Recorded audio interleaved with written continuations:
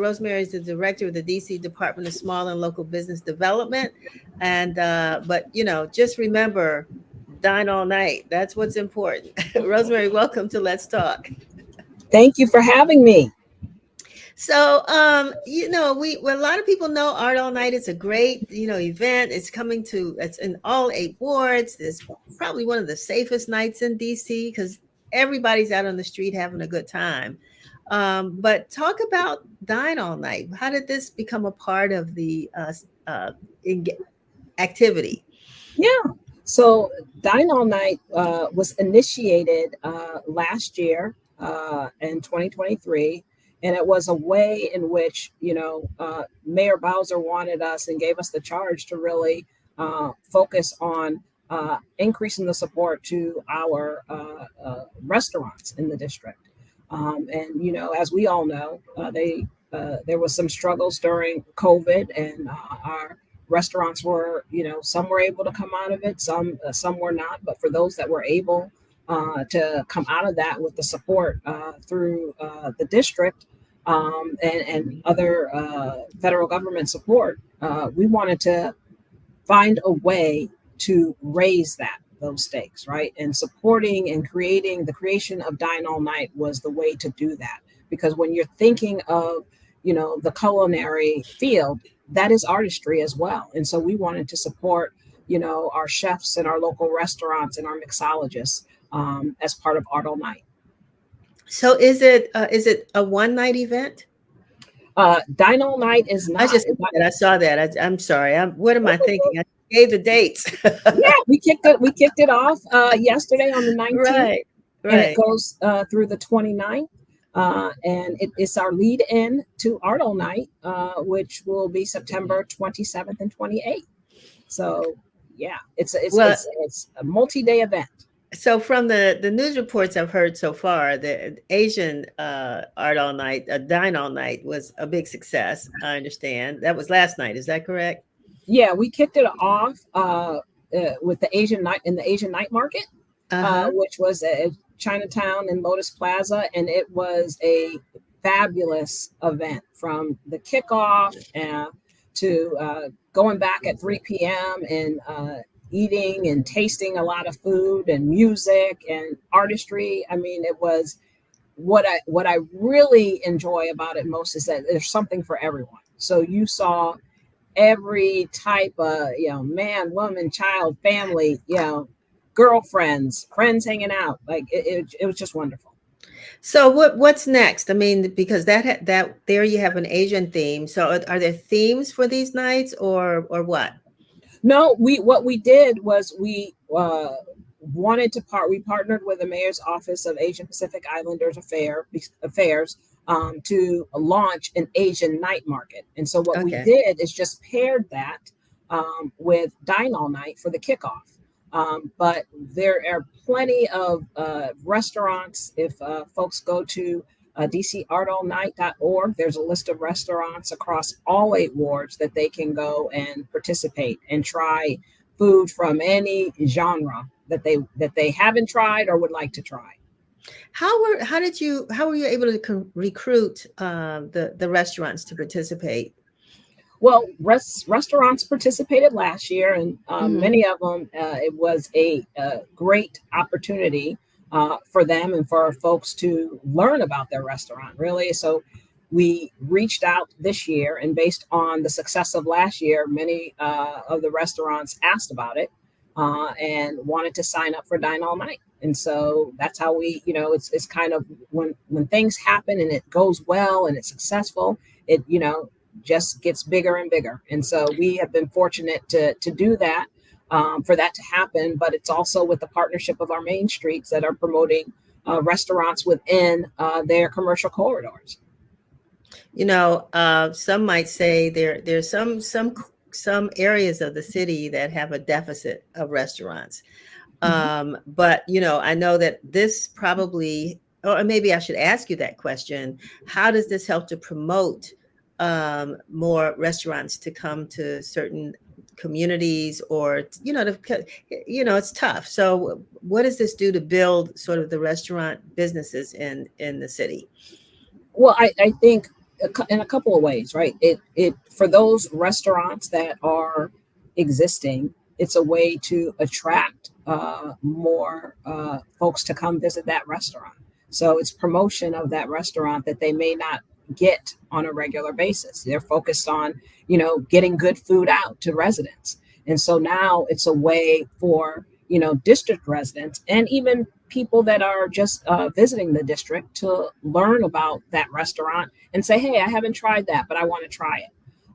But also for folks that are not formally having a restaurant, maybe not a brick and mortar, maybe we're doing some catering and seeing, I think, the commitment of not just the district government, but also private partners, nonprofits supporting our small and local businesses and wanting to raise them up and doing that in a way where we're focusing 2 days on highlighting our artists and our creatives through the Art All Night events. But we also added to that by having that 10 days of Dine All Night as a precursor.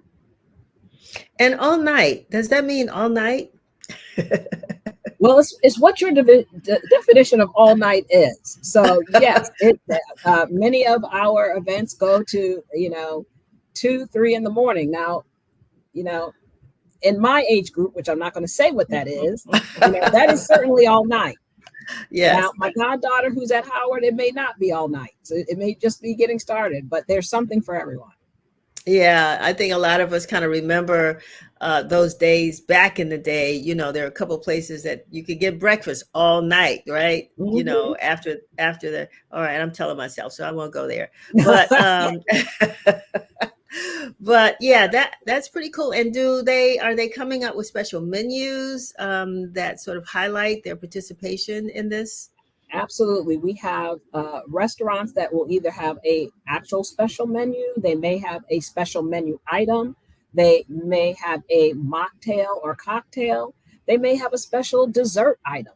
But all of those items will be called the Owly. So again, when you go on to dcartallnight.org and you take a look at all the restaurants that we'll be promoting during Dine All Night, you will see what they are going to have, whether it's what their Owly is. Is it a meal? Is it a mocktail? Is it a dessert? Or is it all three?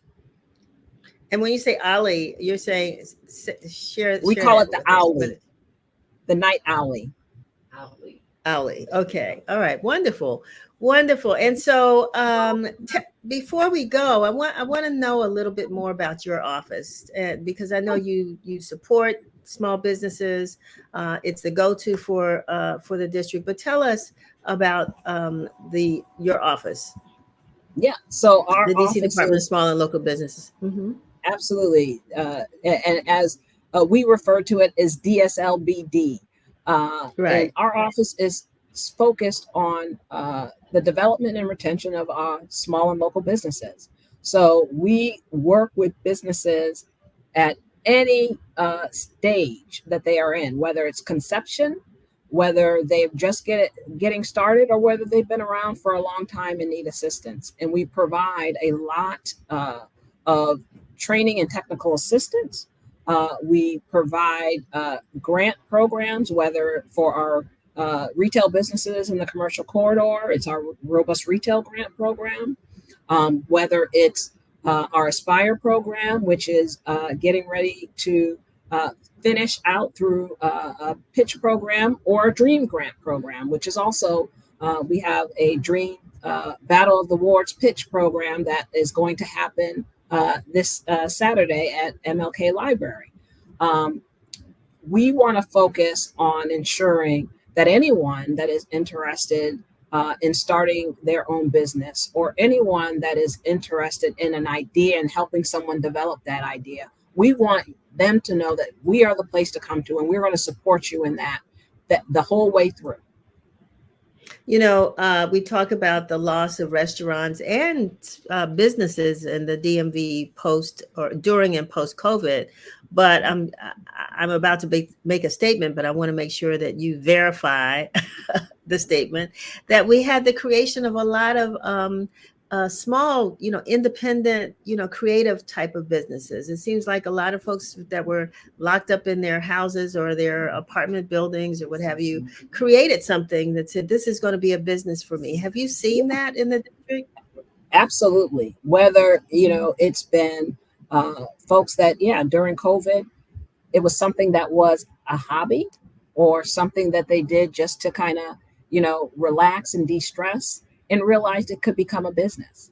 And oftentimes, folks, our small business owners, they can, whatever it is that they're focused on doing, they do it very well. And we want to help and add to that, and making sure that that foundation, that back office and all that, all the things that they need to ensure the success of selling that product or selling that item is there. So yeah, we have seen that, during COVID and in the early aftermath, that, some of the businesses closed, but we saw many more entrepreneurs being spurred.